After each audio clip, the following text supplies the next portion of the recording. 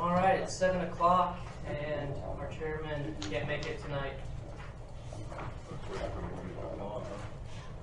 Let's make sure Amy's got everything on.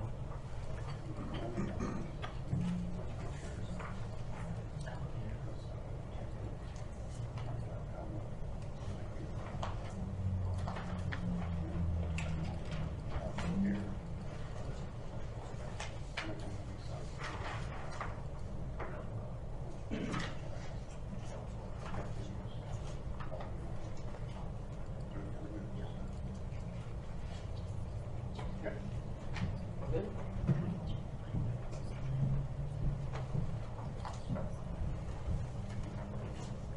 Since our chairman isn't here, I call this meeting to an order. Please join me in the Pledge of Allegiance. I pledge allegiance to the flag of the United States of America and to the republic for which it stands, one nation, under God, indivisible, with liberty and justice for all.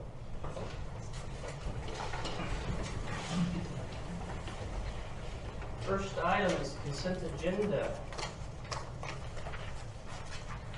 Number one is the approval of minutes. Any discussion? Can I entertain a motion? So moved. Second. It's been moved and seconded to accept the minutes as written.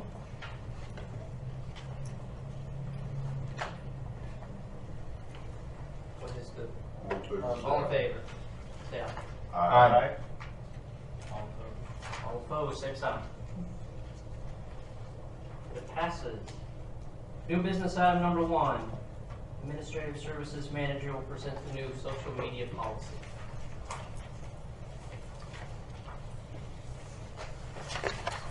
Good evening.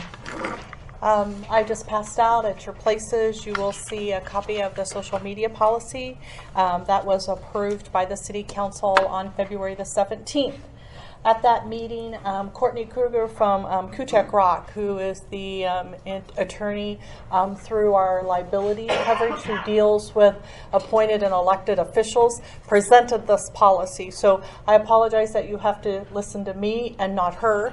But I would encourage you all, if you have a few minutes, it's about probably 10 minutes, to go to that February 17th video and listen to her presentation, because she goes into great detail about First Amendment rights and various things that I'm not going to go into tonight. So I really encourage you all to please go and listen to her video.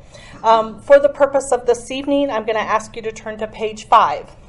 The first part of the policy deals with city employees, and we'll be having meetings with our city employees and going over the policy and what that means to them and the procedures behind that.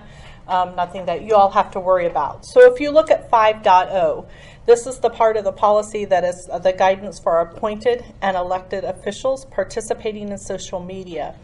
The one thing to make sure that you all are very, very aware of is if you are out on social media, you should be mindful of the risk associated with the Kansas Open Meetings Act. When you are out posting and talking and other members go in and post and talk, you can be kicking off serial meetings. You could be kicking off a number of things that are in violation of Kansas Open Meetings. So you need to be very aware of that. We trained on open meetings earlier in the year. So I'd ask you to be sure that you do your due diligence and understanding that, so that you don't put yourself at any type of liability and risk. And you can just go through here very simply. A is account names. Personal social media account names should not be tied to the city. This will help clarify that the individual is not speaking on behalf of the city, but rather you do have First Amendment rights. There are places where you speak on behalf of yourself. We're not telling you can't talk on behalf of yourself, but not necessarily on behalf of the city. Transparency on B, appointed or elected officials who use social media sites should complete the profiles on those sites and reveal that you are appointed or elected officials for the city. You should also use a disclaimer that says the postings on the site are my own. own and don't necessarily represent the city's position or opinions. Section C talks about honesty. All of our officials are personally responsible for the content that you publish through any social media site. Please be mindful of all privacy and confidentiality laws when posting, and that efforts to be honest don't result in sharing non-public information related to employees, personnel data, claims, lawsuits, or other non-public or confidential information. If you do that, anytime that you work outside of these guidelines, you are on your own. And we've had a lot of discussions about liability and what's covered and what the city covers you under liability. And when you work outside those guidelines, then you're on your own. So we want to make sure that everybody understands so that we can make sure that you are covered and protected under the city's liability coverage. Mistakes, liability, and claims against the city. If an appointed or elected official makes a factual mistake, it should be corrected as soon as the official is aware of the error. You should be upfront about it. We know that errors happen. Sometimes we think we know information and other information comes to light. So it goes through a procedure here that you should go through if you do make a factual error. And when appropriate, link back to the city's website to provide official information on a subject. Please remember that the city's website, the city's Facebook page, those are the official notifications to our citizens. I know there's other types of social media, but those two components, we have the city's Facebook page, we have Twitter, we have there's a public safety Facebook page and a parks Facebook page. Those are truly the only official notifications to our citizens for the city. If an elected official makes an error related to official business, he or she should contact the PIO to divulge the error and consult on the best manner in which to communicate the information.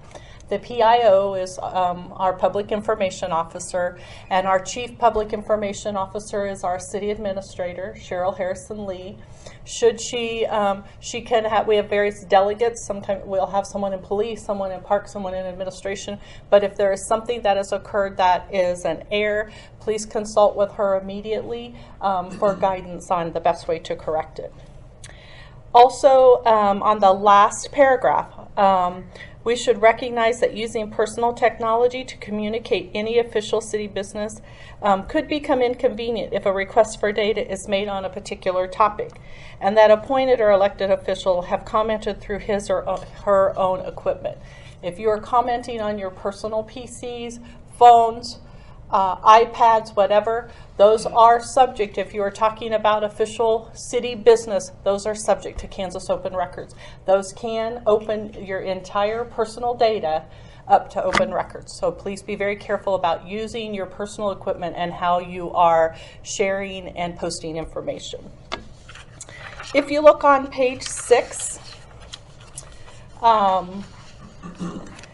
there are times when our appointed and elected officials use social media to promote a position on a city issue. When this occurs, appointed or elected officials are encouraged to add value to the conversation by staying focused on the issues. Be mindful of the law. Know the existing city policies and guidelines. Any official who uses personal social media accounts are not immune from the law, nor from the need to follow cities' policies related to electronic communications. This is among any of our boards, our commissions, our council members, and the use of any city-owned technology. Any information posted or responded to by an appointed or elected official should be done so in a manner that it does not violate the letter or the spirit of COMA. Appointed and elected officials should not upload, post, transmit, or make available comment known to be false, misleading, or fraudulent, or to post photos that infringe on trademarks, copyrights, or patents of others. Appointed or elected officials should not post non-public or confidential information, such as information, again, related to employees, personnel data, claims, or lawsuits, or other non-public or confidential information. This goes back again and talks about should not use city-owned equipment to post personal sites, content that violates any of our existing policies that exhibit hate, bias, discrimination, pornography, anything that's libelous, and other defamatory content. Stop discussing issues if asked to do so by the city administrator or their designee. There may be instances in which an appointed or elected official should not comment on a particular issue. This could occur if the decision may violate the law, regulations, or confidentiality, or if it is in relation to a claim or lawsuit that has been filed against the city. Campaigning, I know our appointed officials don't usually campaign, but they should not use official city social media sites for campaigning purposes. Those should be used on personal sites. And then contact by the media. Appointed or elected officials who are contacted by the media on a topic of official city business should feel free to refer to the PIO for assistance. These are guidelines to assist you, and again, the main objective is to make sure that we are able to cover and protect you under the liability coverage that the city has, so that you can perform your business as a board and be covered. And again, I really highly recommend that you all go out and listen to the Kutek Rock presentation. She goes into much more detail than I am not an attorney, but please do that. It will give you some great information. And then as well, please be mindful, I cannot stress enough, that these are all subject to Kansas Open Records, and all of the conversations, it is very easy, not intentional, but very easy to violate COMA, to kick off a serial meeting, to kick off violations to that Open Meeting Act without even knowing that you're doing it or meaning to do that. So if you have questions, please contact the city administrator. I'm also available at any time for questions should you have them. If I don't know, I can contact legal advice for you as well. So any questions that I can help with, or? Okay, thank you very much. Thank you. Thank you, Mary.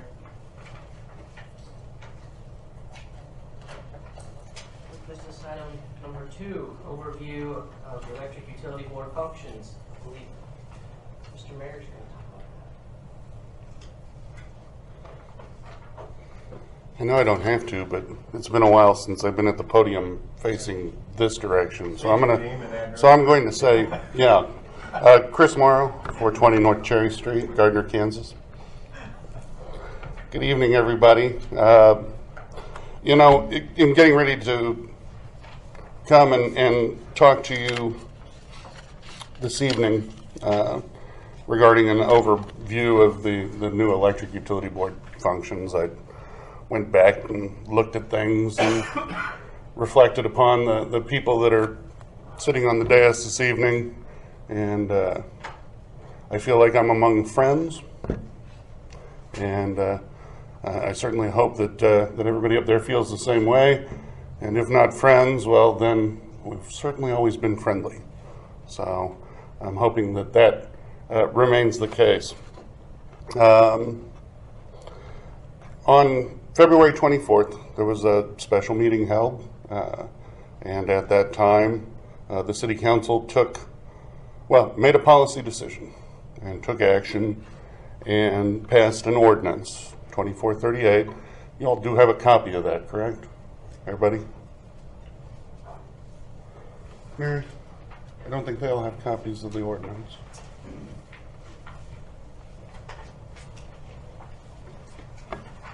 So I'll let Mary hand that stuff out to you.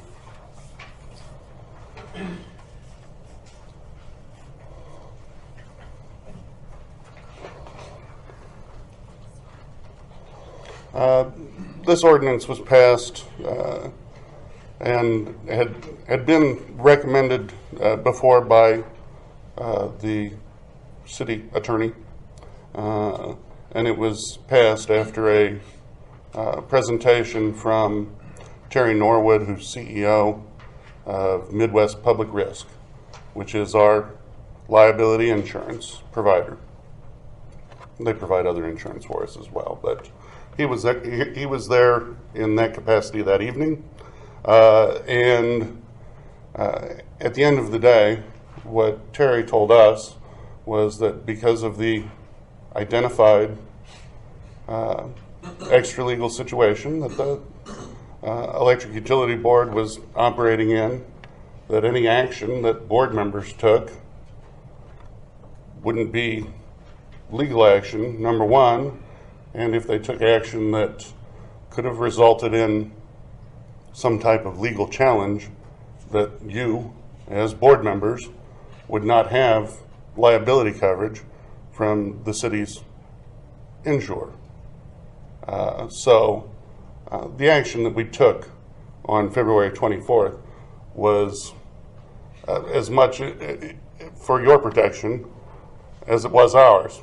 Now, it was also stated that action we took on behalf of the Electric Utility Board, while it was in its current construction, we possibly might not have had coverage ourselves for any action we took at that time, which of course, so some of it was we were protecting you, and some of it was enlightened self-interest. The council members were voting to protect themselves, and at the end of the day, they were voting to protect the city of Gardner. So with that being said, I want to just touch on some items that are in Ordinance 2438, and we don't need to go through the entire thing. You've got the ordinance there. Some of you may have looked at it already. So I'm gonna look at some highlights, and I'm gonna refer you to some spots. Now, the ordinance took effect yesterday when it was published in the Gardner News, which is the city's paper of record. So, in section 1, in the first paragraph, it states that an electric utility advisory board's been created and shall be responsible for providing advice and guidance to the city relating to the planning, development, production, purchase, transmission, and distribution of all electricity by the city. At the top of paragraph 2, it says, the board shall act in an advisory capacity only and shall have no actual or apparent authority or powers to take any legal action or create any binding legal obligations on behalf of the city.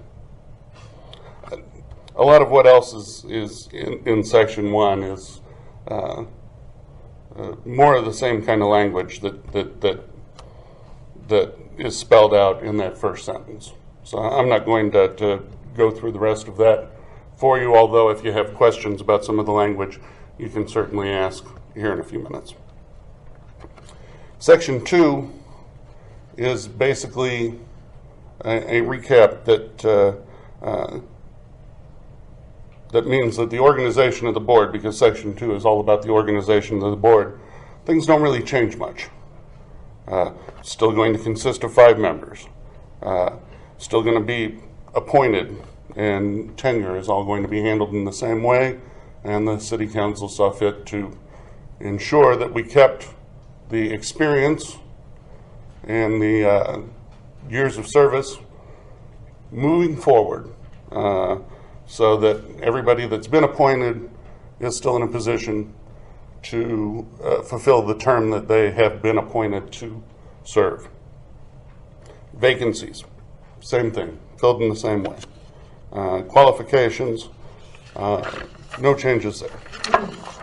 Compensation, one of these days maybe, but at this point, you're still volunteering. And for that, we all thank you. Officers, you still pick them. Now, meetings was a little bit different. Here, there were some spelled out changes. Meetings are going to be held in council chambers. And while you've always been subject to Kansas Open Meetings Act, it's spelled out chapter and verse here, citing KSA 75-4317. Additionally, all meetings are going to be conducted in a manner that will enable the city to record such meetings and post the recordings to the city website, which means you guys sit up there, and when people are speaking to you, they do it from here. powers and duties of the board is Section 3. And it starts with Section A. And Section A starts out, the board, in the efficient and economical operation of the electric utility, both inside and outside city limits, as state law permits, may recommend that the city council sell electricity, construct plants, distribution, transmission, other facilities, purchase real estate, or acquire real estate through eminent domain, purchase franchises, and you can recommend to the city council that they enter into contracts, leases, and agreements in furtherance thereof. Section B is about extension of services, and here again, we're looking for recommendations to come to the city council. Regulations, such recommended regulations shall include the conditions under which the extension shall be made to render them compensatory, and shall provide that each extension shall, when completed, become the property of the city, whether on public or private property. The board may recommend to city council that refunds be provided where advances by the person benefited are necessary to make the extensions compensatory. As the city annexes into new areas into the city limits, the board shall conduct a cost-benefit and feasibility analysis to assist the city council in rendering its determination of whether the city council should extend its electric service into the newly annexed areas. Such cost-benefit and feasibility analysis shall then be submitted to the city council for consideration. For specific economic development purposes, the city council may restrict areas to be served by a third-party electric provider other than the electric utility. To assist the city council in rendering its determination, the board shall prepare and submit to the city council a cost-benefit and feasibility analysis of service to the area. We need thought, and we need study and thought and deliberation and consideration in the making of these recommendations. This is going to be a vital part of the function that you as an advisory board, at least for the time being, will operate. Rates. Again, the board shall recommend to the city council rates to be charged for electric utility services rendered to the utility's customers. Rates shall be competitive, fair, reasonable, compensatory, and with no undue preference or discrimination. Rates shall be sufficient for the operations of and the debt service and reserves for the electric utility. I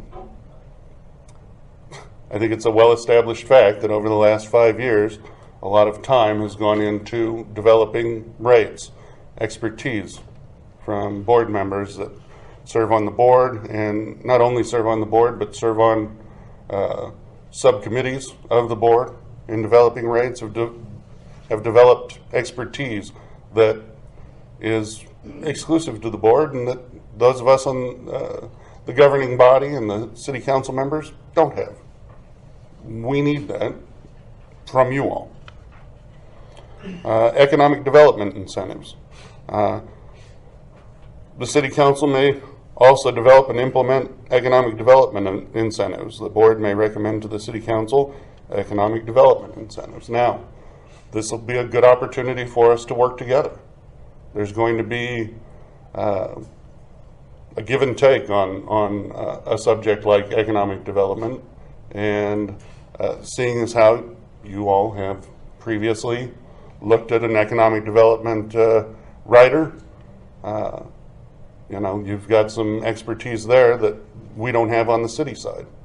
So it's going to be very important to have you where you are, helping through those times when they arise. Authorization for expenditures is the new city purchasing policy. Bond issues and other indebtedness. Most of this isn't all that applicable, but the board may make recommendations that the city council issue bonds for the construction, extension, or improvement of the electric utility. There again, city council members are there to develop policy. We need experts to provide us guidance, and while we have expertise in the electric director and in the supervisory people at the electric department, what we don't have is citizen input that provides additional study, thought, and a layman's point of view towards what the electric needs to do. Planning reports. The board shall submit to the city council information concerning existing or proposed long-range power supply agreements, capital improvement projects, and other programs that may have an impact on the electric utility. Out of everybody that we've got on the city council, we do not have experience in negotiating or understanding long-range, long-term power supply arrangements. Capital improvement projects for electric are exclusive to electric and not the same as they would be for water, wastewater, streets, stormwater, parks, or buildings and facilities. And we want to take care of and be good stewards of our electric utility. And I think that we're going to be better caretakers and stewards of our electric utility with the board members that we've got in place now, until such a time that something additional happens. Now, I can speak briefly about that. We do have a quorum that's already agreed to meet on April 14th to further discussions, not just about the electric utility, but about the water and wastewater utility. And considering that left to our own devices, we haven't been able to come up with solutions on our own, we've invited people in. I know that we've got Colin Hansen from KMU coming. We've got people from the McPherson DPU that are going to come. We're expecting a representative from the governing body in McPherson to come. We're expecting someone from Garden City to attend. And we've got another subject matter expert when it comes to like utility divisions that's worked in multiple municipalities. I don't have his name written down and it escapes me currently, but he's worked in multiple cities and is recently retired, but has worked in cities that have their utilities just like we do. So I hope that you all see the benefit of staying in your positions means to the city. And I also hope that you see that we're going to continue to move to a better way to manage all of our utilities. And I know that there's members of the governing body that aren't going to be satisfied until we've done the kind of job that the citizens and the ratepayers of Gardner deserve when it comes to how we govern all of our utilities. So that's all I have for you this evening. I'd be glad to take a couple of questions regarding the new ordinance. I've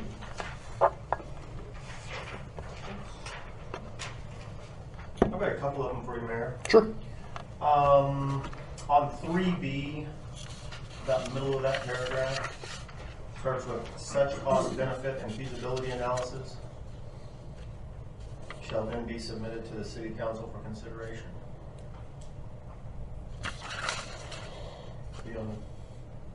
3B.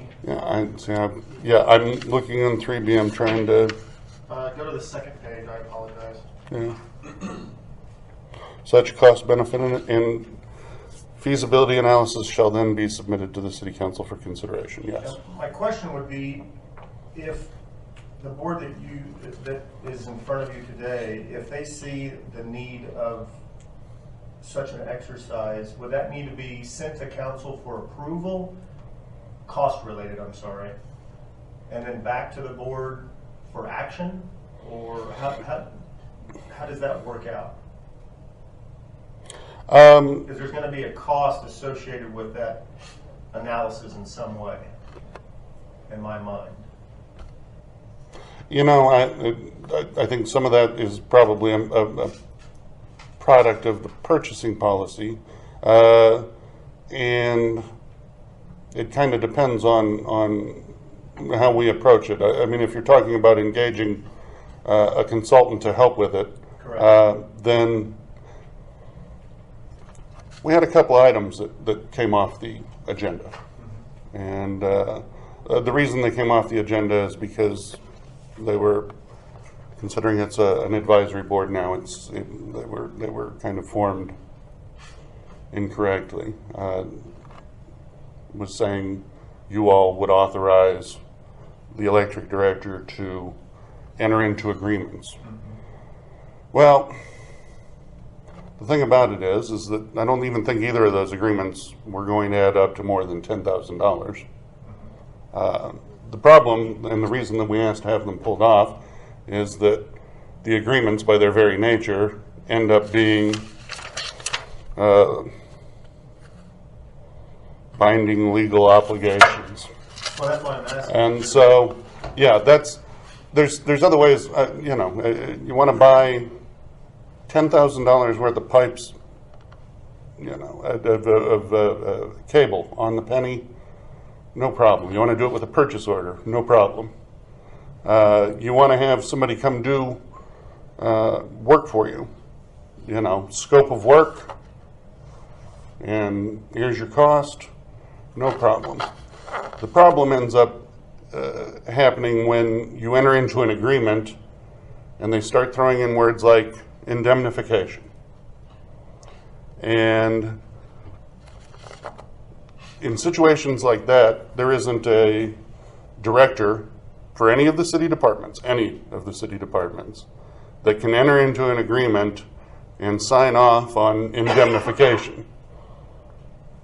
So, you know, if we need to employ a consultant and the consultant needs to have an agreement or a contract, then yes, that's going to have to come to council first. So it's going to require a little more foresight in getting that involved earlier in the process. Okay.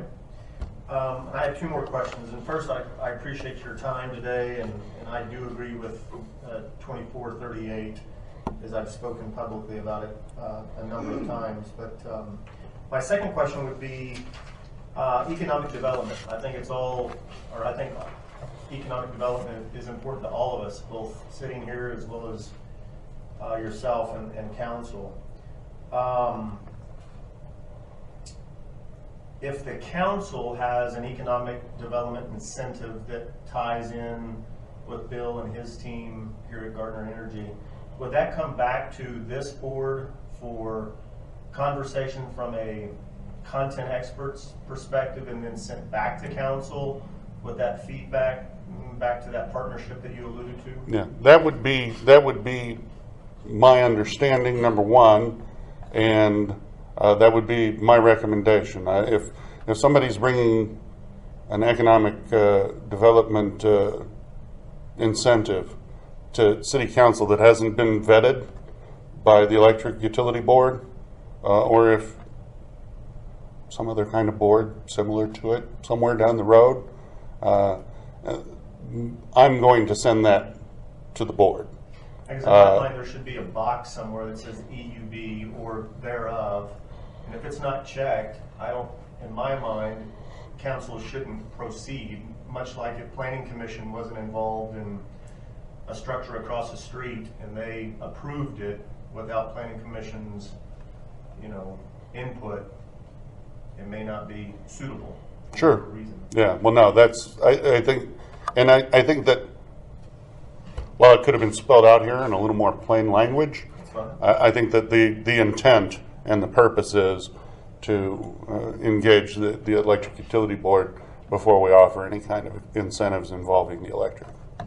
My last question would be, G as in golf of section 3, specific to capital improvement, and I'll probably need Bill's help on this, but in my mind, in order to continue to run a good book of business, as they've done in the past, they know, whether it be seasonal or cyclical, that commodity prices on copper, as an example, and the highs and lows of that need to be purchased maybe 3, 4, 6 months in advance. And with that forethought and proactiveness, they're going to come to council, with that PO request or whatever that looks like. But we're going to expect some speedy response so that we can capitalize, on those commodity markets and buy, as an example, those commodities.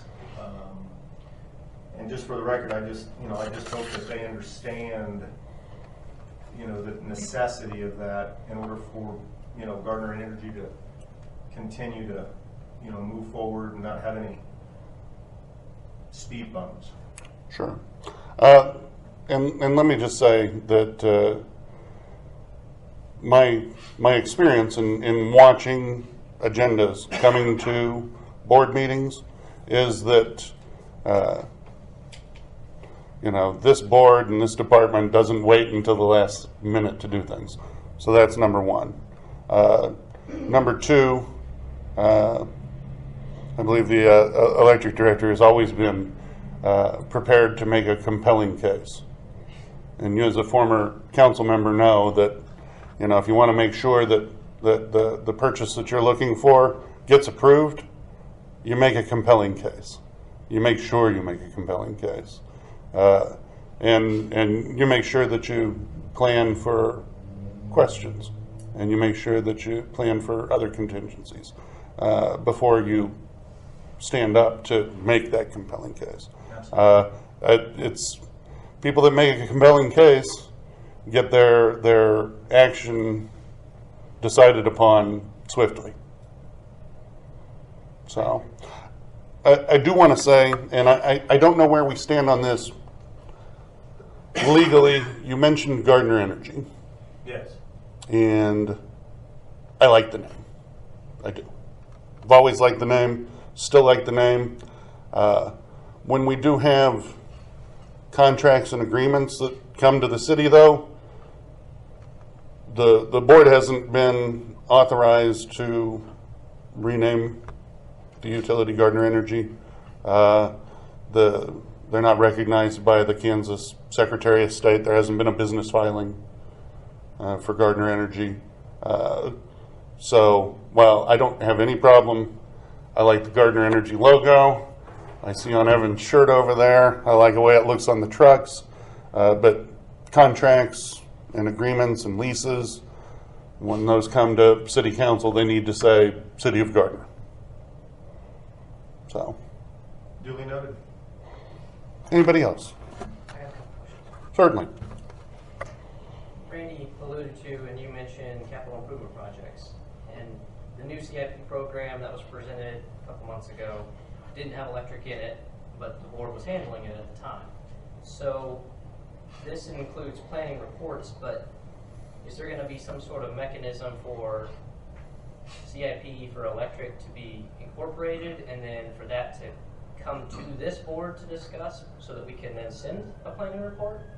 Or how's it going to flow to us? Or is it only going to start with us and go up?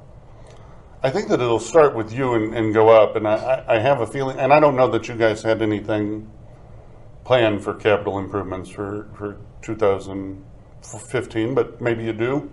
But that's something that's going to have to be incorporated into the capital improvement plan, and that's just Yes, sir. Sorry, I'm just going to interrupt. Now, are you saying bonded capital improvement projects, or does most of our stuff's funded in out of our budget? I understand that. But if you're making capital improvements, it should be part of the capital improvement plan. Michael, just a moment on the operational side of it. Certainly. The capital improvement program has been overhauled this year, and we're working through an entirely different process. Director Krawcheck will be part of that, where all of the projects will all be presented at one time.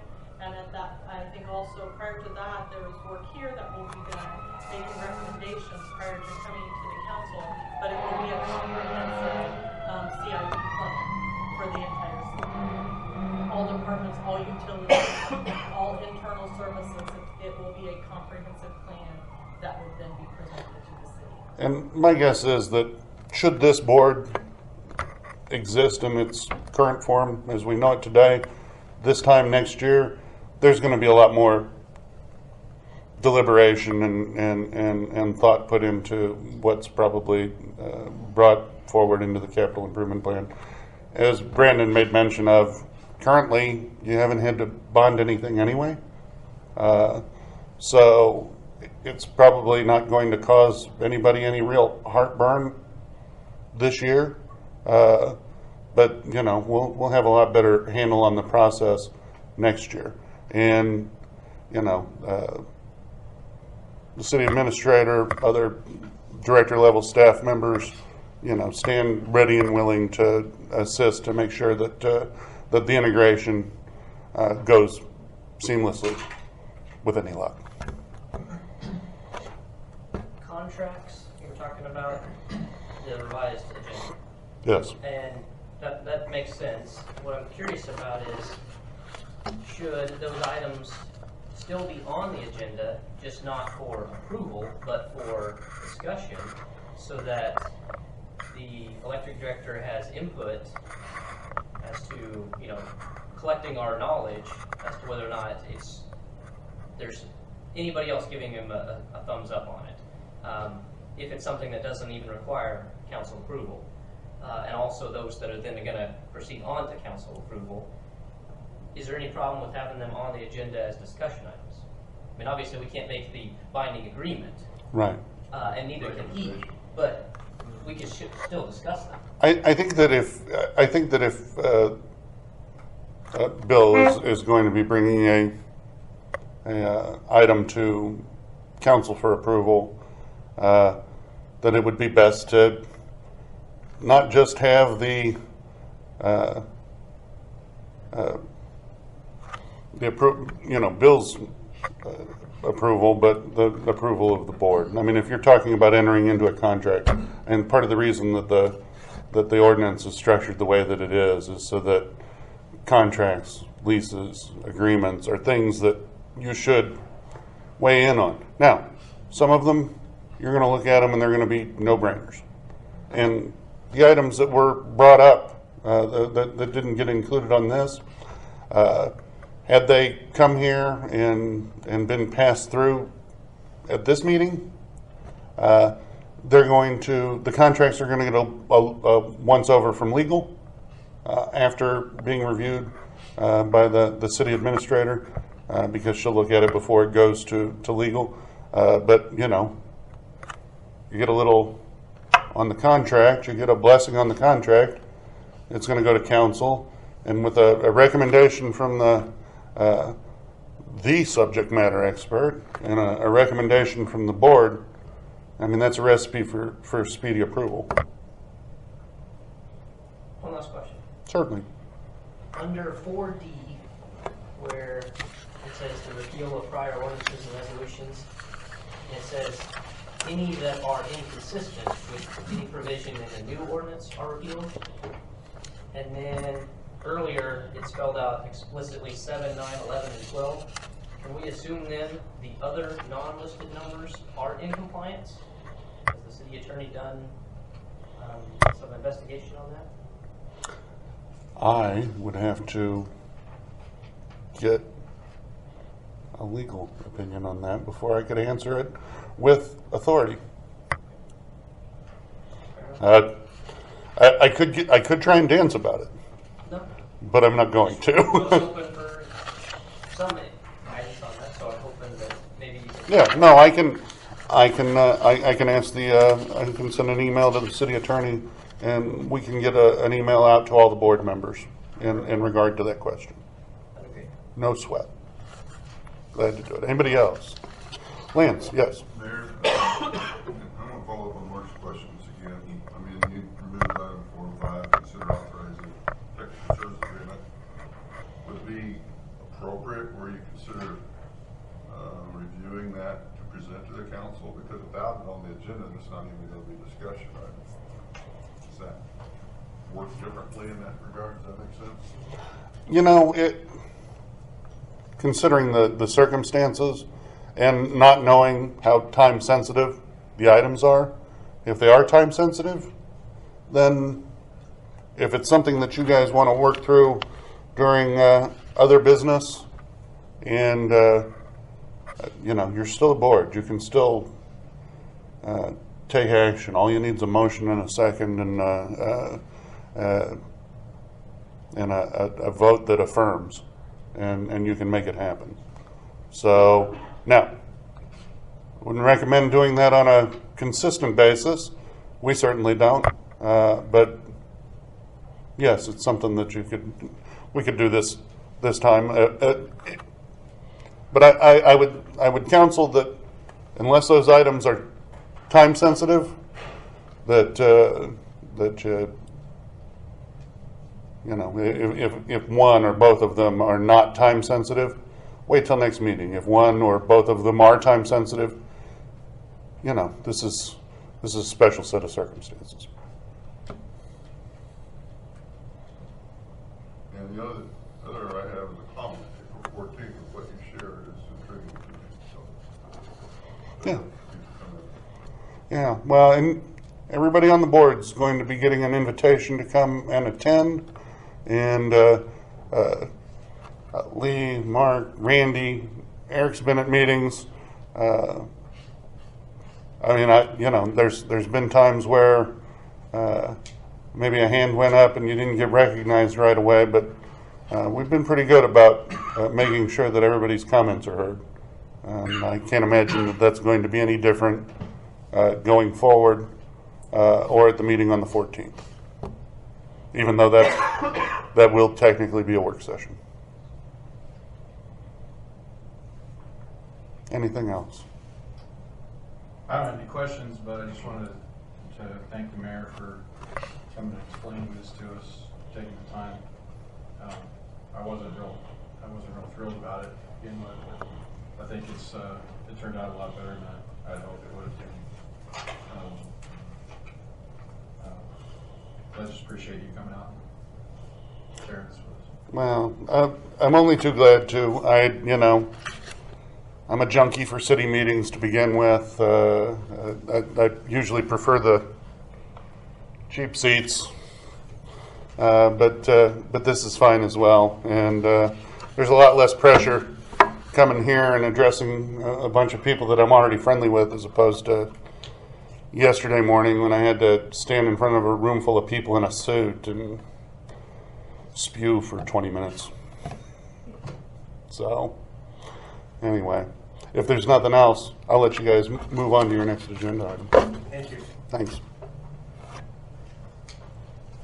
New business item number 3, vehicle leasing. Bill?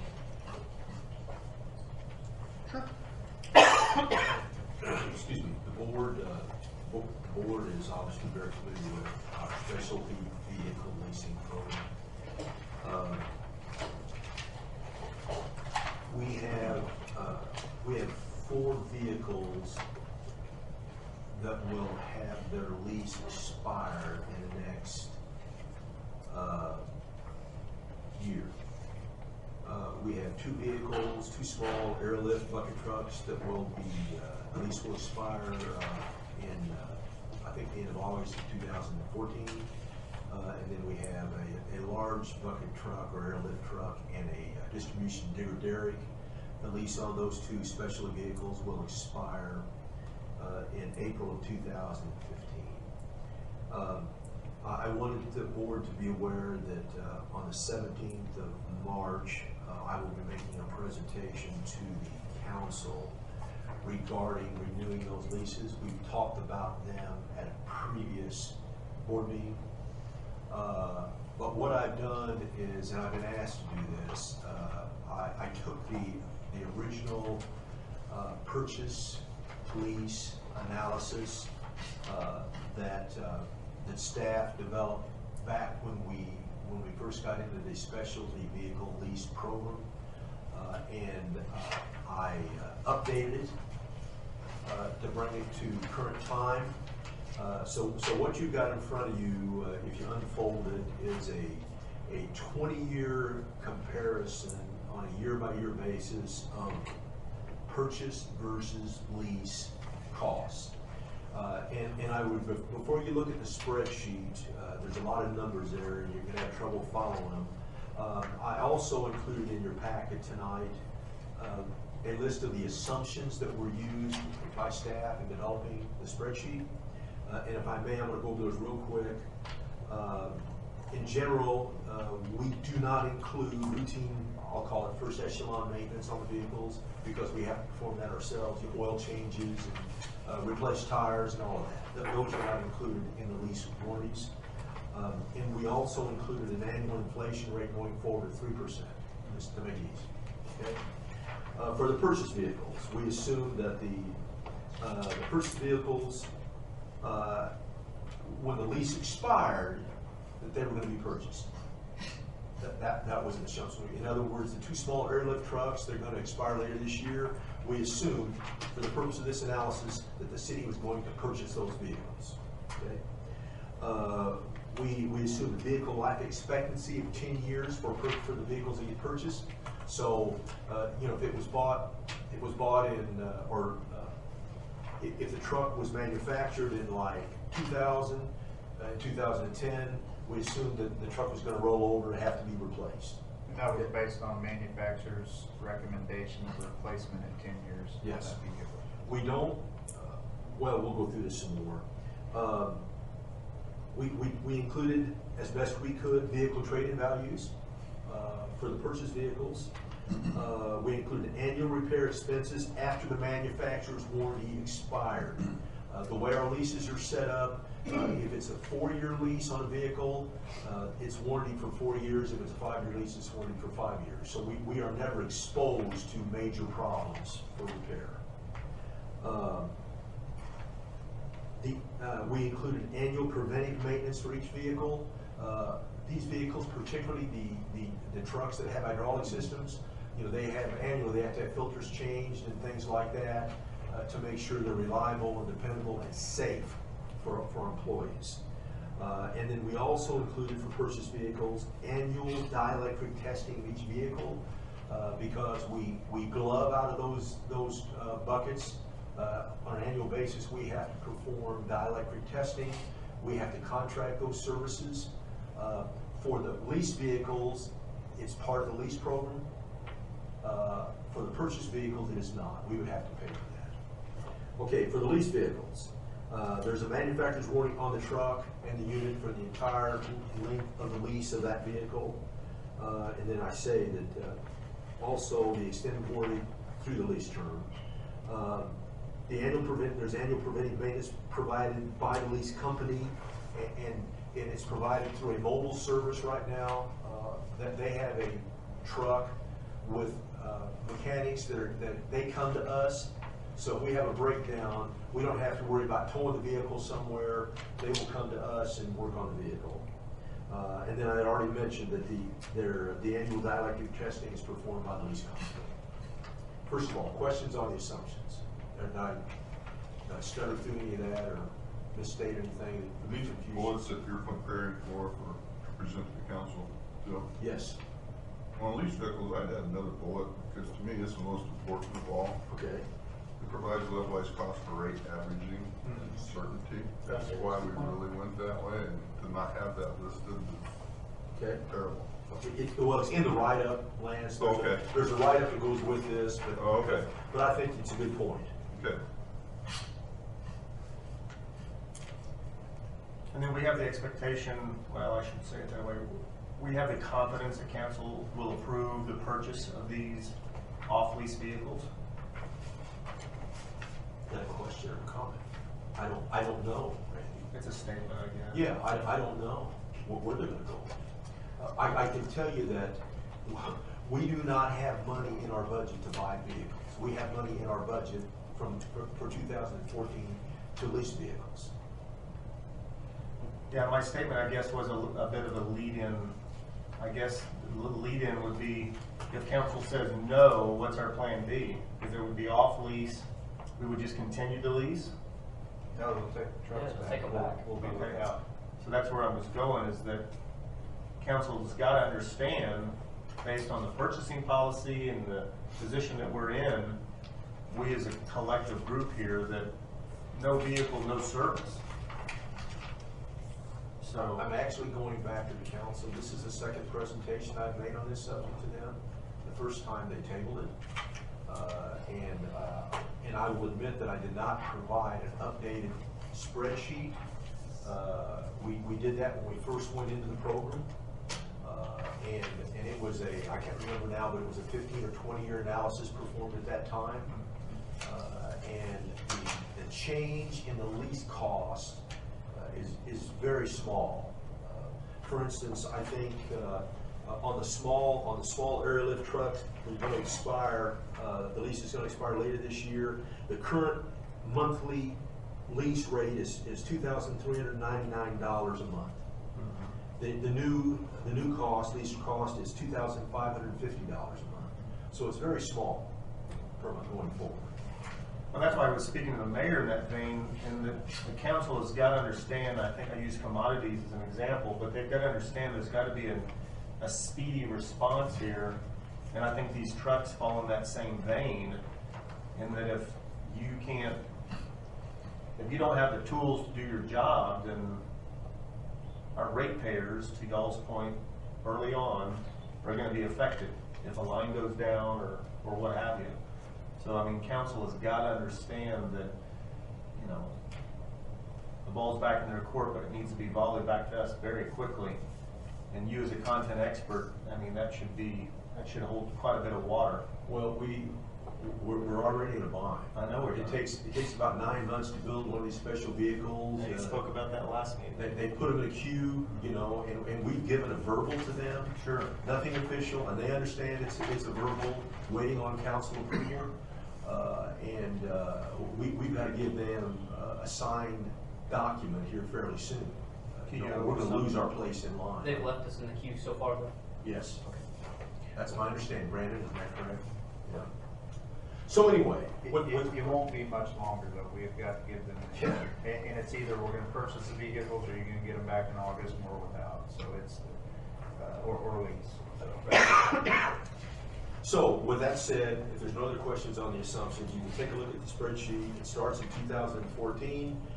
You can see how we replace vehicles every 10 years going through the 20-year period. And at the very end, there is a little over $400,000 total savings over 20 years of leasing vehicles versus purchasing, based on the assumptions that we make. Well, and this is nothing new. We discussed this before. We approved it before. This is just updating the data to reflect what we already knew. But the one thing that probably should be stressed is not only is it a savings, but it's a savings almost as an insurance policy as well, because you make all these assumptions, and they're great assumptions, but with the lease, if something breaks down, it's covered. If something breaks down that wasn't, characterized appropriately in here, because there's no way to know, then there could be a huge expense for a joint on the turret or something like that that isn't in here that would make that cost worse, hence making the lease even better. So the fact that it's already better, then it's got the secondary feature of being an insurance policy for us. It seems like a no-brainer. Well, my experience with my first presentation was not very well received by the council. some of the questions that I received that night, and not specifically directed at me necessarily, was what other departments in the city lease vehicles? None. So it was the question was posed like, well, why does Gardner Energy lease vehicles when, for instance, Parks and Rec don't lease vehicles? And the simple explanation is all they have are pickup trucks. They don't have $250,000 vehicles. And we don't lease our pickup Right, our trucks. pickup trucks This run the is same just- program. Exactly. But those are the kind of questions that were posed the night I presented. No, because these trucks are specific to your trade, basically, and a pickup truck's just not gonna cut it. Well, and we're not saying that the city shouldn't look at their stuff too. I mean, you know, they have a $250,000 jetter truck. I mean, they ought to be looking at a lease on that truck to keep that truck up. And Bill, one other thing I want to tell you is we might add another bullet on the lease vehicle. I know you have it in your wording, but these bullets are what they're going to be looking at. It's going to keep these new trucks on the most current, up-to-date technology too. So you might want to add that on the lease. Twice as often? When we own them for 10 years, we're losing out on up-to-date technology that those trucks come with. So. Okay. Safety features, you know, that stuff. And maybe that's something, you know, that they need to look at on the city's sewer side for their jetter truck is, you know, maybe they're missing out on some safety features that a new truck has, or, you know, that maybe they've got some wear and tear on that truck and they can't afford to replace it at $250,000. Maybe they need to look at a lease on that stuff, so. Well, and hopefully this time around, it'll be a little bit smoother because the water was muddy for the last 6 months. But, you know, if things go as the mayor alluded to, we've already approved this, which I know the approval doesn't count anymore, but we already discussed it, we evaluated it. The board's giving its blessing. Hopefully, they wouldn't need this thorough analysis in the future because it's already been done. They outsourced it to the content experts. So the recommendation should be, you know, we'll advise them in the future of this, something similar to this. Hopefully it will transition a little smoother. Well, I hope you're right. And keep in mind that they also approved the lease program back when we started. Not only did you approve it, but the council, we did make a presentation to them on the lease program. So anyway, any other questions on the lease program? Well done. Yeah, this is really helpful.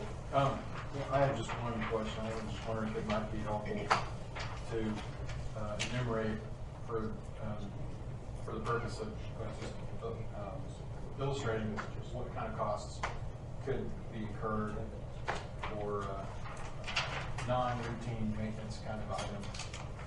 I know we talked about at some points, somebody threw around a $40,000 figure for some kind of gear on one of the trucks. I don't know, maybe it was. Well, when we owned one of our last transmission digger, we had to have a rotary joint replaced. It was $8,000 just for the rotary joint. And that truck we hadn't had very long when it went out. So, you know, had that not, I'm sorry, it was on one of the lease trucks. Had we owned it, we would have had to pay that $8,000. But that was just materials. You'd have to pay labor. Yeah, as that well. was just for the part. Right. So there's labor and everything else. But it might be good just to list a couple of those types of items just to show things that are not accounted for in these assumptions that could pop up and impact this analysis pretty significantly. And actually, Unit 401, which is one of our large bucket trucks, it's an AM55E. It's been to Altec once. We've had mobile service down numerous times. I would say probably half a dozen times to replace cylinders on that truck already. And these cylinders are foot around and 4 feet long that they're replacing on this truck because they've had issues with some cylinders being bad. So, I mean, this truck's been worked on for several months now.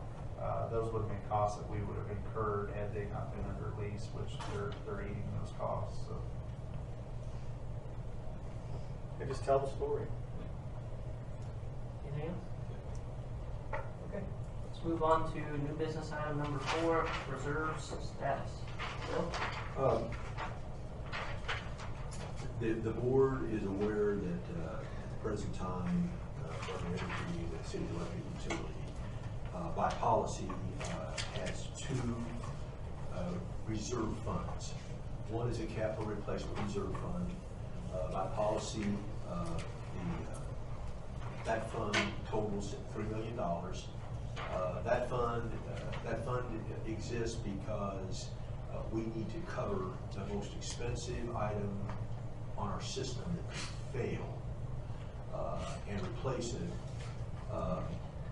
And that would be, and we've talked about this in the past, it could be a major substation problem with a transformer switchgear. It could be a generator, one of our standby generators. And so we established that fund at $3 million. And we have, at the present time, that fund is fully funded. Okay. In addition, we have an operating reserve fund. And that operating reserve fund exists, and it was established by the board, and there's a formula that's part of the policy, but it exists to handle catastrophic events like tornadoes, ice storms, where the system is devastated, and we need to bring in contractors and lots of material to put the system back together again. At the present time, the goal for that fund is roughly $2.8 million. We have $2.8 million. We have finally reached that goal, but we also have additional reserves beyond the $2.8 million that I wanted to talk about tonight. Bill, I just wanted to interject something here with these reserve funds. If you all remember the storm Sandy and stuff that happened on the East Coast, and I've heard some mention of these reserve funds, and if Gardner gets hit by a tornado type thing. We do live in Tornado Alley. I hope people understand that, first off, that it can happen.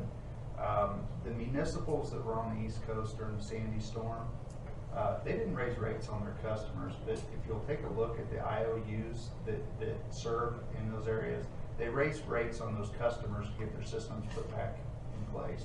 The municipals that had the reserves did not have to do that.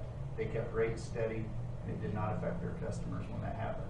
If we were to have a major storm, did not have these reserves in place, we would have to resort to raising rates to get stuff put back. These reserves are in place for a reason. Well, and depending on the amount, rates will take a while to recoup. So Right. you may have to then have the city issue a bond in the meantime to get it. So then it's tied in with other city items, and you've got rate issues.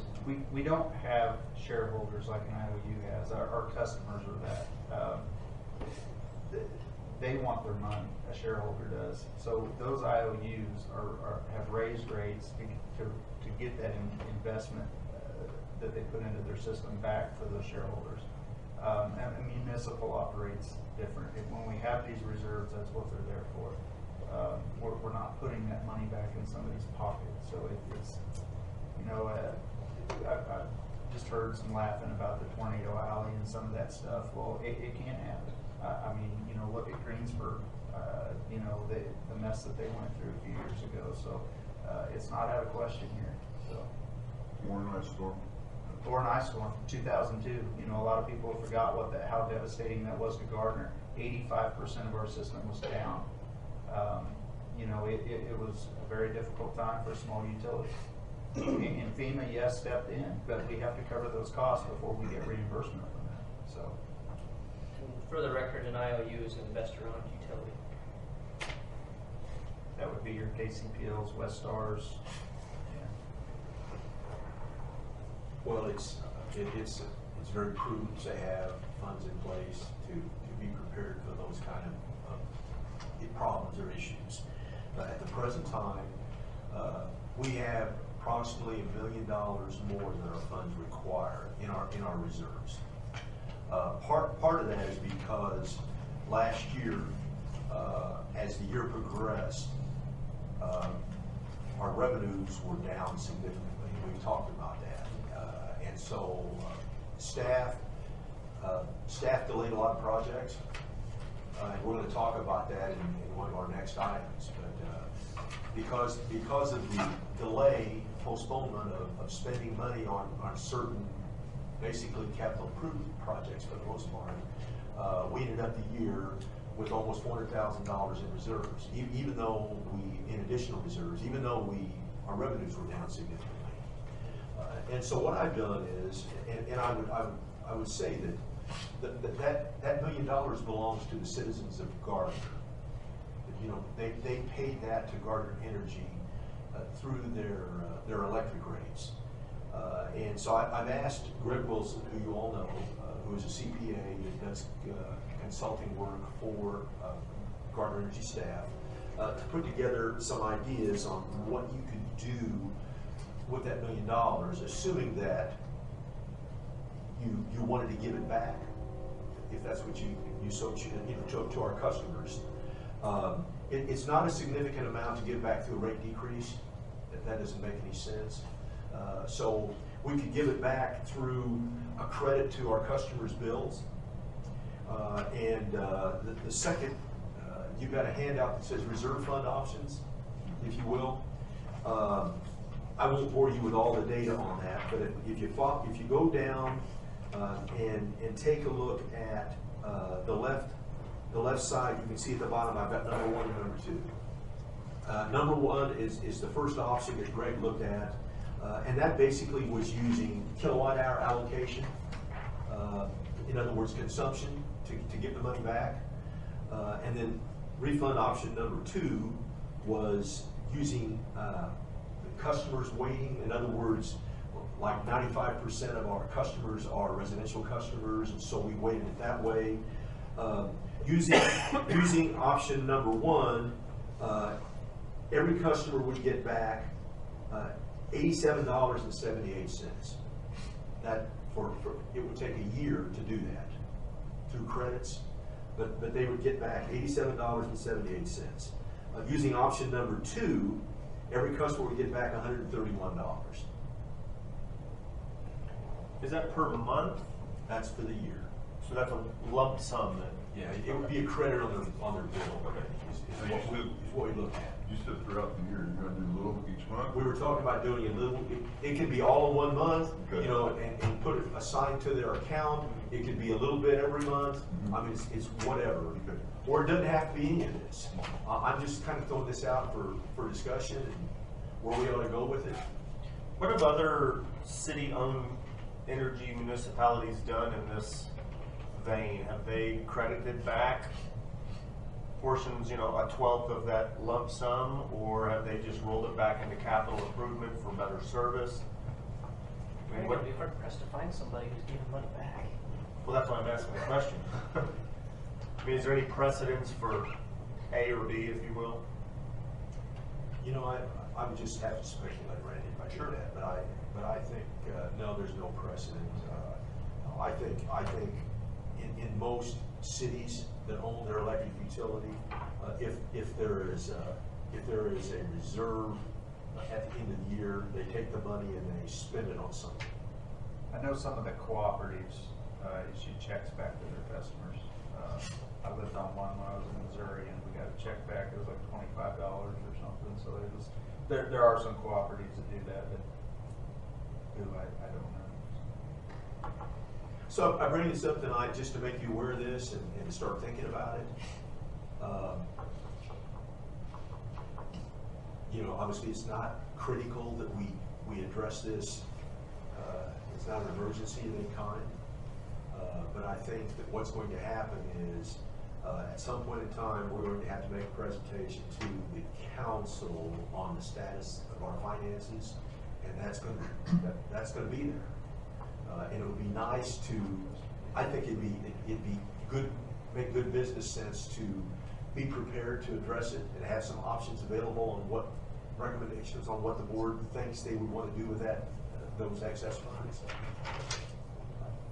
No, that's great. Thanks for the information. Nobody has any questions. I'm guessing that 5, 6, 7, and 8 will bring up some questions that will be pertinent to this. So do you have any preference on option 1 or 2, Bill? I'm wrestling with my own mind, so I just need insight. You know, I think probably my preference,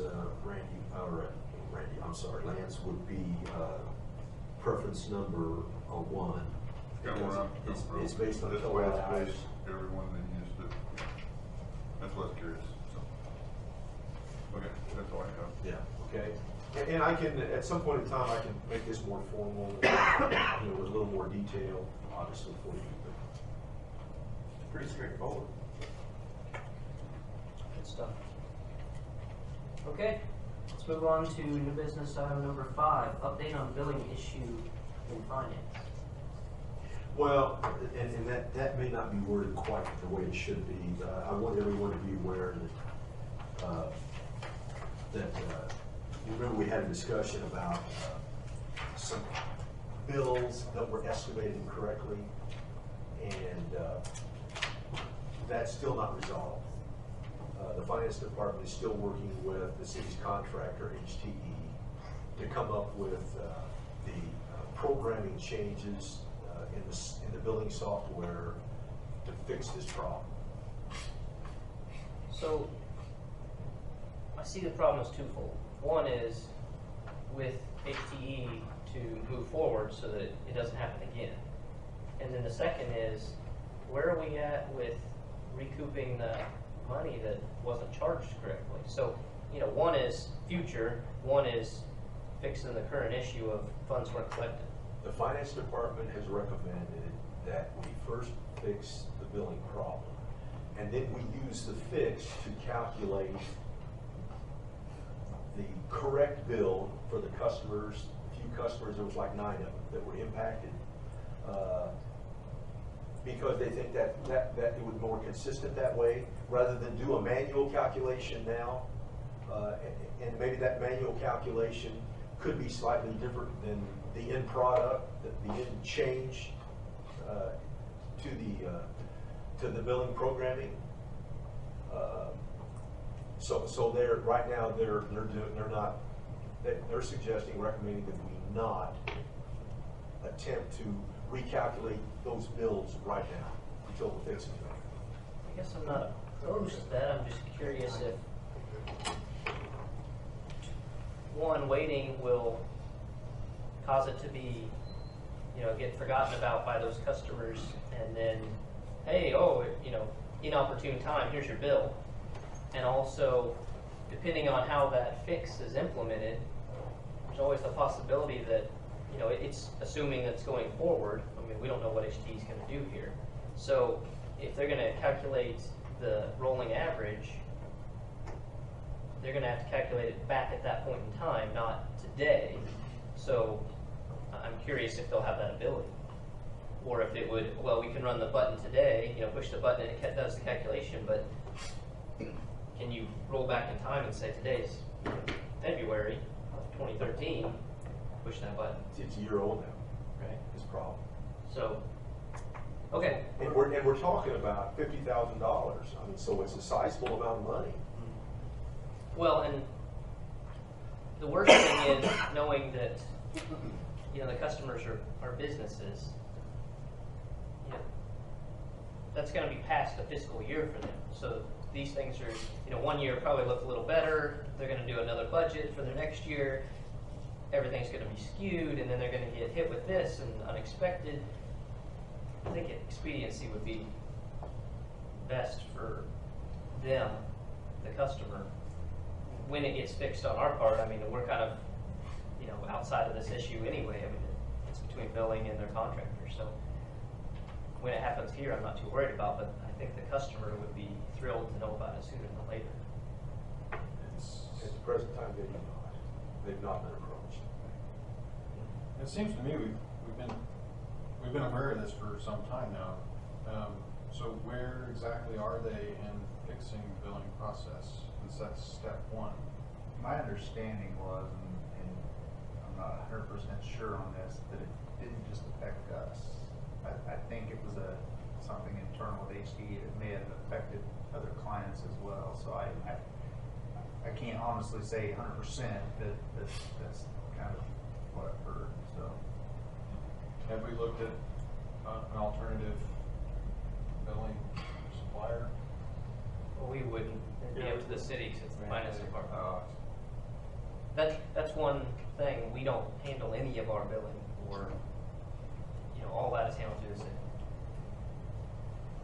But they haven't given us a timeline of correcting the issue, Bill? I mean, professionally, if I had a problem that festered for a year, I might be looking for another job.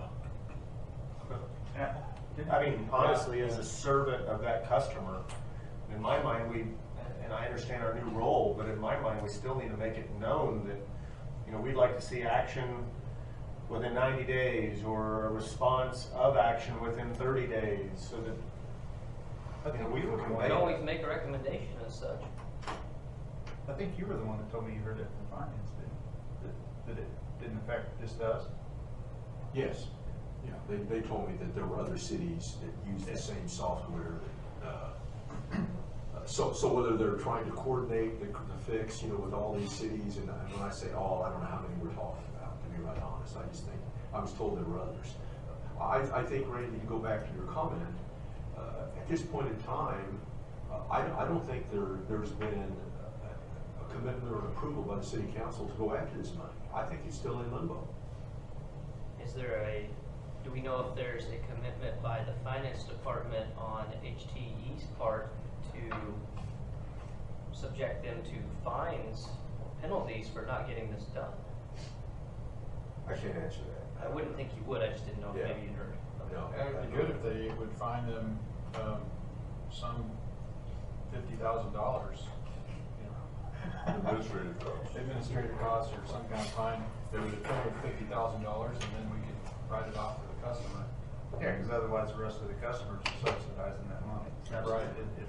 It's something that really needs to be handled. Yeah. Okay. So what can the board do? Can we just, We can make a recommendation to whatever you want. Recommend that city council informs finance to put pressure on HTE. I don't know exactly what our recommendation would be. Well, we Since can it's a also- separate department. Well, we can also lobby the individual council members as well, individually, both as advisory board members as well as citizens, on behalf of these handful customers. So I think it's twofold. I guess we could always recommend that they add it as an agenda item, so that they can take action on it. Then they can have the same discussion we're having and see what they want to do with it. Because at the end of the day, although we are in a new capacity, I think fundamentally, it still behooves us to keep our customers as our number one priority. And I think this would be a good example of communicating that through the recommendation of getting it on the agenda and giving them that recommendation in a clear, concise way. The issue has been put in front of the city council by the finance director, not the fix, not the correction, but the issue. So the council knows that the issue exists, but to my knowledge, they've not been updated now for, I'll say, several months since we found out about the issue. I guess that's anything we would do would be a recommendation anyway. We could always put in there that the recommendation is to have a discussion and provide an action timeline. And our recommendation is whatever, 6 months, 3 months. I mean, it's still just a recommendation. They don't even have to put it on the agenda. They can, continue on whatever path they're on, or they could take that as As an actionable item. something to do. well, it seems like we could say something along the lines of press this supplier for a remedy to the billing error and apply the correction immediately, or we will apply a manual correction within 90 days, one or the other. And Well, the kicker is we still can't apply the correction. well, I mean, billing, yeah, we could recommend that finance applies the correction. right. That's what I'm saying. Yeah, we could do that. And I'm gonna be really simple. It would be really good if we just could have an updated report on where they're at, so, from the company. I mean, that's simple as it can get. that doesn't count. Right, but No, I mean, no. if that's just a status update that says we're working on it. Well, no, I wanted to know a projected date, that's what I'm talking about, not just Yeah. working on it. Is that a motion, Lance? Because I'd like to flag. I could make the motion, just if we can submit that, and get a response to that. I second the motion. Let's clarify the motion. What exactly is the motion? Make a motion that we just ask, I guess we'd have to go to the finance department, not HGE, because we don't have any issue there, but go to the finance department and see if we can get an update, unexpected time for resolving the problem. Because right now, we don't know anything. So every discussion that we have, it's a moot point unless we have an idea what that timeline is. Amy, did you get that? Yeah. So we're gonna recommend that the city council direct the finance department. We're gonna ask Bill to submit to the finance department based on recommendation by the board for an update. Do we even have to do a recommendation for that?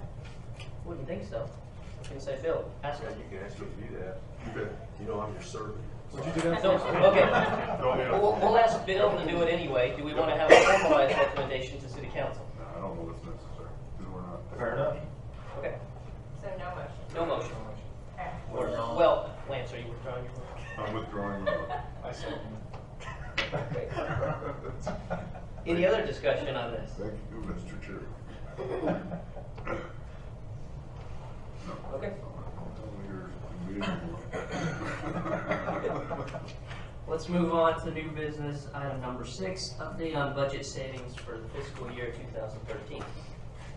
In your packet, you should have a handout, the title of the handout is 2013 Budget Savings Explanation. At the board's request, when we last looked at the preliminary numbers for the end of the year 2013, I pointed out that our total operating revenues were over $800,000 below budget. As the year progressed, staff watched those numbers, and we began to postpone certain projects to continue to hold the line on our expenses, so that we did not exceed our budget for the year. We didn't spend more than our revenues that we took in. We finished the year with total operating expenditures a little over $900,000 below budget, and we also saved about almost $300,000 on the replacement of our transformer T4 at substation number 2. And so what I want to do is just real quickly go over the savings that we took into consideration as we progressed through the year. And I've got these listed in front of you by project and by area of the electric utility. So to begin with, in distribution, we delayed the Clare Road feeder tie and saved $75,000. We delayed future Parma underground cable replacement for $25,000. Conestoga cable replacement for $25,000. We didn't complete the Pioneer feeder tie. That saved us $30,000. There was a Gardner Road 200 amp circuit tie that we saved $10,000 on. And finally, just miscellaneous operating expenditures and not buying things that we would have bought. And, we saved another $355,000. So that the total savings in distribution was $520,000. In generation, there was a fuel regulator upgrade that we postponed for $60,000. The T4 transformer replacement, we actually spent $88,000 less than what we thought it was going to cost us. So that was a purchase savings. We delayed the upgrade of the T4 bus. When we replaced the T4 transformer, the bus rating for the switchgear was 1200 amp. We had a project to upgrade that to 2000 amp. We delayed that project, and that saved us $40,000. And then the labor and other materials to install that bus upgrade and the switchgear saved us an additional $150,000. We had $8,000 for a SCADA upgrade that was delayed. We delayed new capacitor controls totaling $20,000. We were going to install some upgraded gas regulation on our turbines. We delayed that for $50,000. We had other miscellaneous operating efficiencies totaling $179,000. So in the substation generation area, we saved $595,000. And then finally in administration, through just watching what we're doing, we're able to save $70,000. So the total savings was $1,185,000. The revenue shortfall was $816,000, which left us with a net income of $369,000. Okay, so to be clear, the T4 transformer savings was because we got it for less money. Then we budgeted, that we Right, thought. so we budgeted. Yes.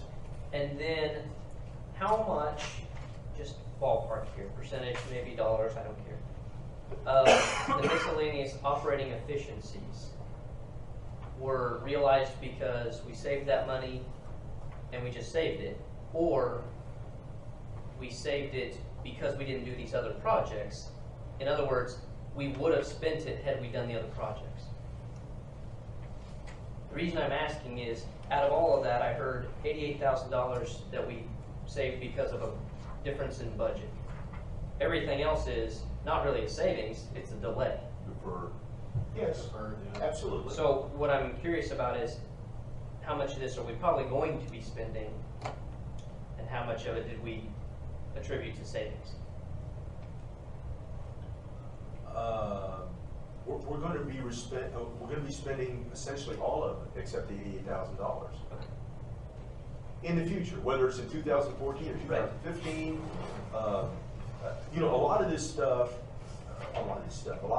projects by design are for service reliability. You know, when we talk about a feeder tie, it's because our system is a loop system, and we've got areas that are weak. They don't have loops. And I'll give you a good example. We've talked about this before, down on Waverly Road between 191st and 183rd. There's no feeder tie across there. There's a feeder that runs west to the city limits, actually all the way to Waverly. On 183rd, there's another feeder that runs west on 191st Street. Our plan was to build a tie up Waverly and tie those two feeders together for reliability. We haven't completed that yet. We've got about, Brandon, what, 3/4 of it completed? Yeah. So when we talk about feeder ties, that's what we're talking about doing. Right, instead of just having a radial out there. Yes. Bill, on our net income of $369,000, is that taking into account the 200 and some thousand that the city was refunded for the? No, and they weren't, Brandon. They didn't. That was not. There wasn't a transfer made in 2013. That's what I was wondering. Yes, no. It's going to occur in 2014. Right. And we'll see that in a minute when we look at our January budget.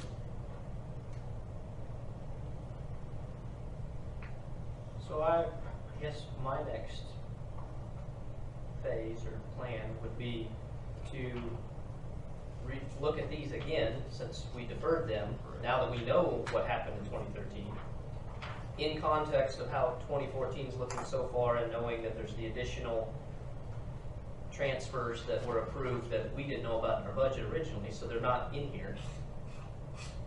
In conjunction with the $1 million we have left, to see what is going to projects, any, none, all, and what might be available for refund, so that we kind of have a plan of everything. As whenever that comes up for what we're going to do with the reserves, we need to know what we're doing with our CIP.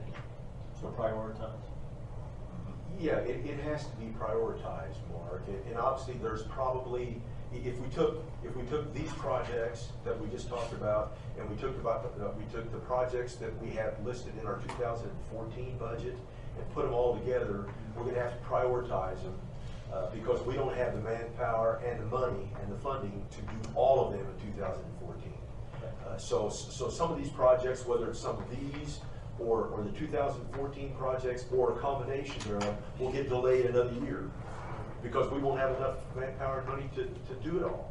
Or it could be the opposite, where we didn't put enough capital improvement projects in there, and we got stuff running short for crews to do, so we may pick up a project that was scheduled for 15 and go ahead and start it in 14 to keep crews moving too. So I mean, It just, Well, and it's March, and we only meet once a month, so I'm thinking, we probably need to be talking about this in April and May, because, well, actually, we need to be talking about it now, because I know we're not gonna create the budget, or at least then address that, I'm sure we're not.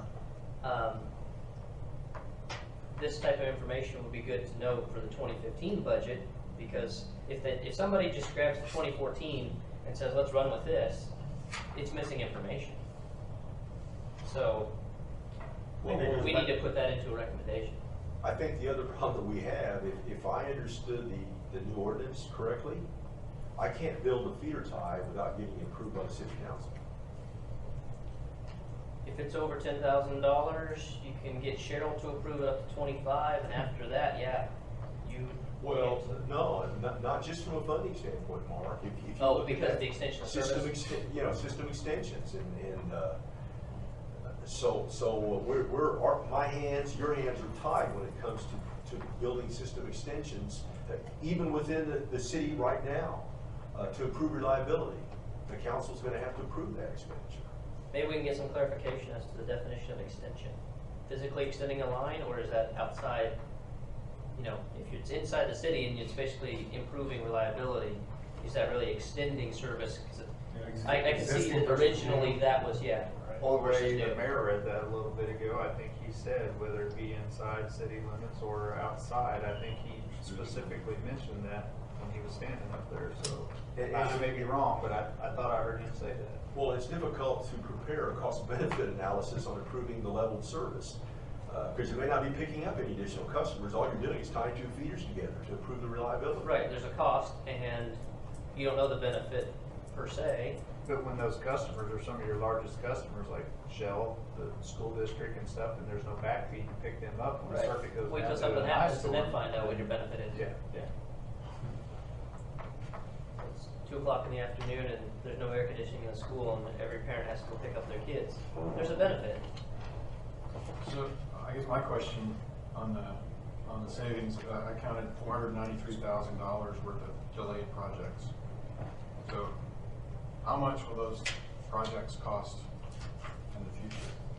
I mean, what, Well, the cost of the material will inflate, so it'll be more than $493,000. But I mean, this was just a necessary operating. It's a benchmark. right. Right, and we had to do this to stay within budget. Which is advisable and prudent to the customers. None of these stores had to do emergencies, so it makes sense that they got shut. And not getting to a point where you show so many projects to that, you start playing the diminishing return, and your cost Right. jumps up. Which is why we have to address it this year. Yep. Because otherwise it's guaranteed another year once budget goes through. Yep. Yeah, the city has suffered through that. They still are. Sure. The water, wastewater, et cetera. Water tower. Okay, anything else on that item? All right. Business item number 7, update on the purchasing policy approval process. Probably by now, every board member has had an opportunity to review the new purchasing policy. We ran into some issues. The mayor actually mentioned a couple of items that I had on the original agenda for tonight. I was asked to take them off because the language in the new purchasing policy isn't very clear, and I and my staff made the assumption that I had the authority to approve a couple of items. They were technical service agreements for less than $10,000.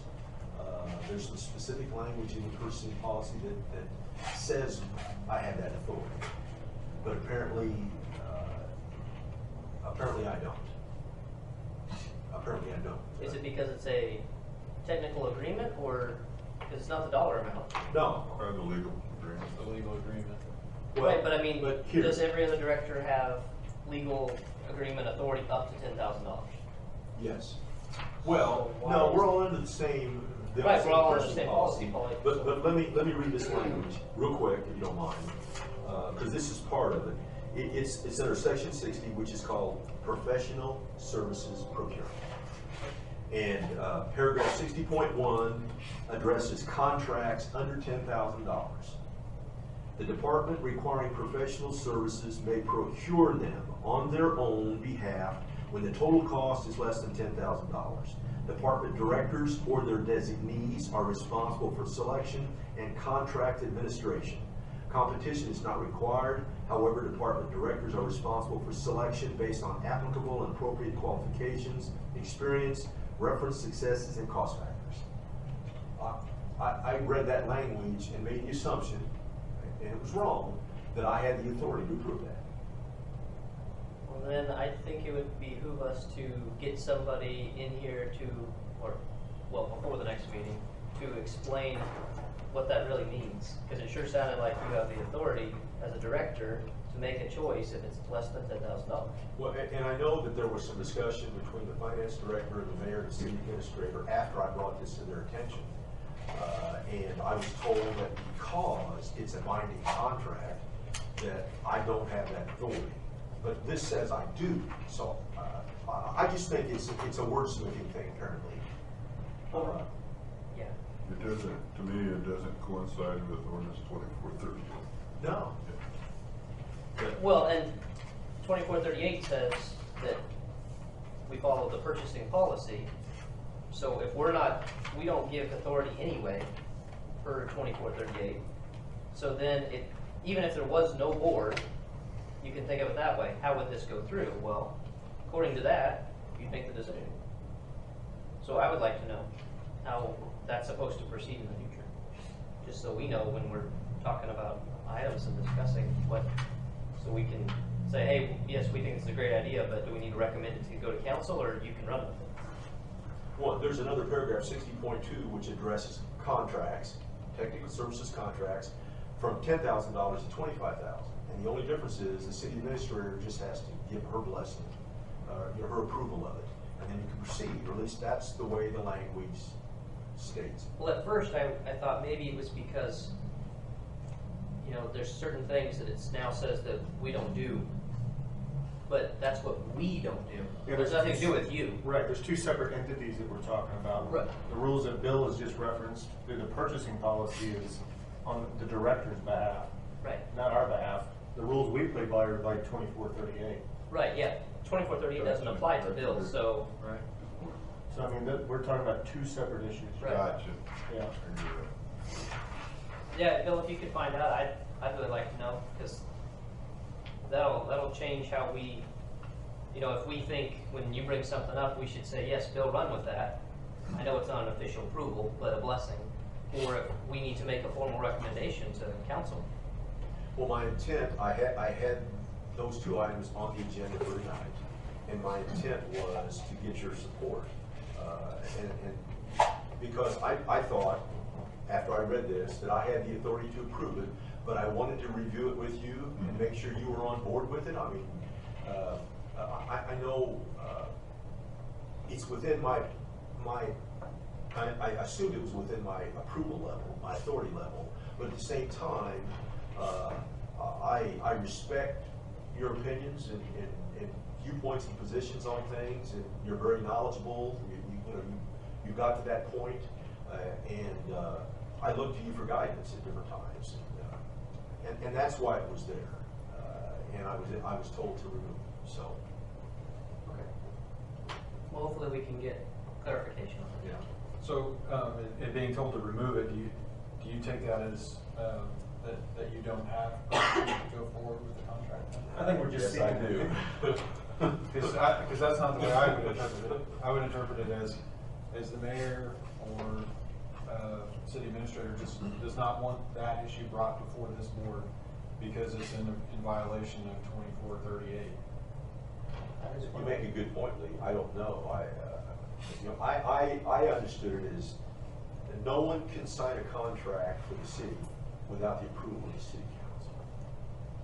That's what 2438 says. Right. But that only. Right, but that only applies to this 5. I understand.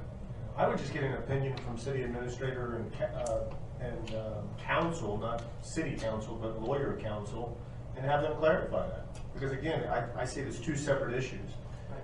2438 is issue A, and purchasing policy, as Bill is the director of the electric arm of the city, should receive that clarification through that policy. And I think if this, I mean, if there's any good purpose for this board, it's to be a sounding board for you and our city council. And a lobby. Yeah. That's why I asked the question to the mayor. You know, and why don't we have it on the agenda, at least to review? Okay. So, do you have to now put, I mean, obviously you need to get clarification, but would you then need to put it to the city council, assuming they say that that's what needs to happen, without ever getting a blessing? That's the question I asked the mayor. I mean, because it seemed like that's why my question was, well, if you are dealing with something and they say, well, that needs to go to council, right? Whoever, finance tells you that, council, somebody says, hey, this requires that. If that's tomorrow, you could be to council before our next meeting, you never got a sounding board. So it would be, and there's no way for us, if we don't know where we stand on that, to know that we need to be the sounding board on certain items. If, see what I'm saying? Yes. So, okay. Well, I think Bill has the wherewithal to call a special meeting. The minimum, according to 2438, is once a month, but it doesn't say we can't have a special meeting in order to support Bill and his endeavors. That's true. So We we have to make ourselves available to him as servants, to use Bill's words, to reciprocate basically as a sounding board to support Bill. That's a good point. We could always have a special meeting to Yep. put forth a recommendation if that's what they say. Yeah, because if we could vet it here and, you know, Well, I think it behooves us to be vetting things, otherwise you lost your content experts, I mean, as your sounding board, because the city council is relying on us to be that group. Well, and these two particular technical services agreement impact our turbine operation. One of them has to do with the gas line, high pressure gas line, and the other one has to do with hiring a consultant to advise us on the turbine controls. Mr. Fish, he was here recently, and all I wanted to do was just basically get him on a retainer and know how much I'm going to have to pay him in the future if we use him as a consultant. Just both of them were around $5,000. We're not talking about a lot of money. So anyway, okay. Anything else? Item number 8, discuss year-to-date budget through January 2014. Okay, this is going to be really quick because it's January, and obviously we've got 11 months ahead of us. The first thing I wanted to point out, if you go to the column that says adopted 2014 budget, and you go to the bottom, we're starting out with a loss because of the transfer that someone mentioned earlier. Our budget was approved prior to the transfer decision by the council, and therefore we start the year with a negative number. Okay. And then if I might, just go to the far right column where we're talking about where we are through the end of January, 8% of the year. We're actually looking pretty good for January. We're at 9% of our budget for revenue, meaning our revenue's up a little bit. We're about $20,000 through the first month above budget. We're still, and we're about $150,000 last year, this time. And then you can see for operating expenses, we've only spent 4% of our operating expenses in administration, 4% in generation, 4% in distribution.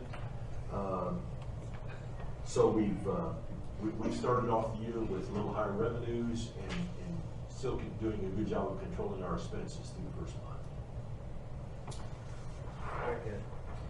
Bill, I have two questions, and first, I think I've got to get glasses, so I apologize for my vainness. We can make this bigger for you, Randy. I appreciate your support. Oh, okay. Where's the 200,000 on behalf of the city transfer in this number? Well, No, I see it at the where's bottom it line. coming, what's it coming out of? Yes, sir. Well, Line item. they determined that for penalties and this is a consolidated budget, but for penalties and disconnect fees, I think, some of the miscellaneous expenses, that we were getting all of those. Right. And water and wastewater were not getting their fair share. Correct. So that's where a lot of it came from. Yeah. No, I remember the conversation as well. I just couldn't find it in the line item detail of your. Evan and I'd like to know, is that out of distribution or generation? All of it out of distribution. That's what I'm. No, it's not. If anything, if you had, yeah. And then my second question is, looking at the bottom line number under net income of your 2014 adopted budget. So if we took out that city expense, we'll call it, would we still be negative 32,000? I'm just using whole numbers here.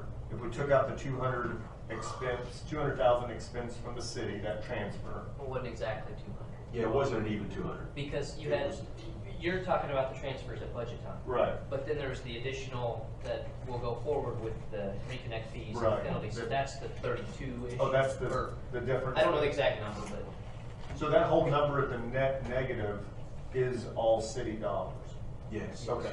At this time. That's what I was just trying to. That's correct. Okay. Thank you very much. which we'll have to remember because there's an additional transfer next year. Yeah, we have They one split more. over 2 years. Yeah, we have one more transfer.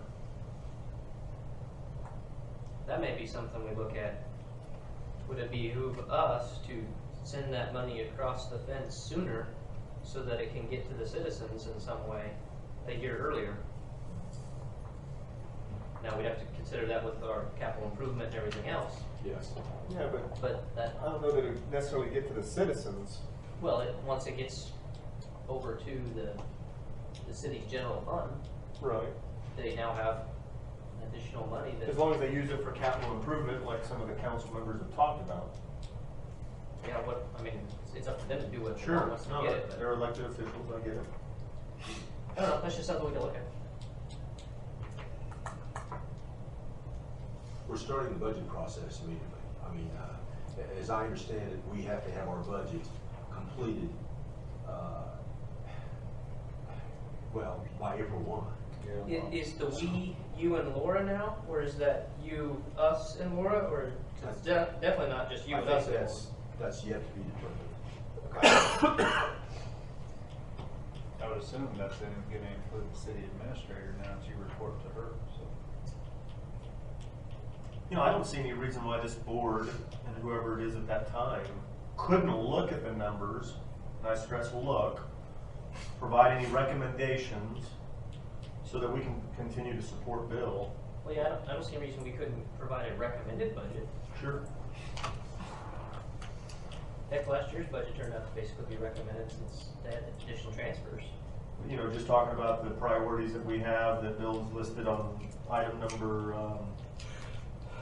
what was that, 5 or 6? You know, and trying to look, project, as Lance and I talked about in the last meeting, trying to look at those projections, be proactive, you know, call out X, Y, and Z based on those strategies, I guess. So we can get Bill fully loaded, if you will, whether it's a double gauge or a 6-shot 22. Or if you do. I didn't want to go that low. Okay. Okay. Any other discussion on that item? Number 9, miscellaneous, do you have anything? I don't have any miscellaneous, unless the board. Does any board member have anything?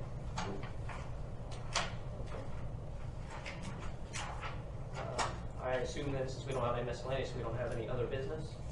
You're not. would entertain a motion to adjourn. I move that we adjourn. Second? All in favor? Aye. It was unanimous.